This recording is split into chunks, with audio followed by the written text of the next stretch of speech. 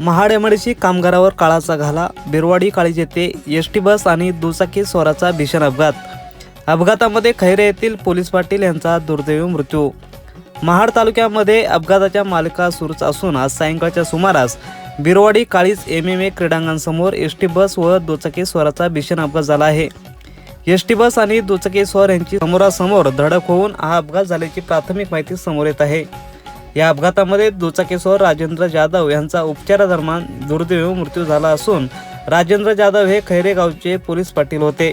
शेवटची Mahad वारंगी ST bus ही आपल्या दिशेने वारंगीकडे जात असताना दुचाकी स्वार आणि एसटी बस यांची समोरासमोर धडक होऊन हा अपघात झाल्याचं कळतंय.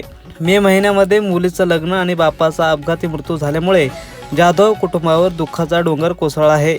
घटनास्थळी महाशक्ती ॲम्ब्युलन्स आणि पोलीस प्रशासन दाखल झाले असून या संपूर्ण अपघाताचा तपास महाड एमआयडीसी पोलीस करत आहेत. Bureau report Swaraj live, Mahad, Raigad.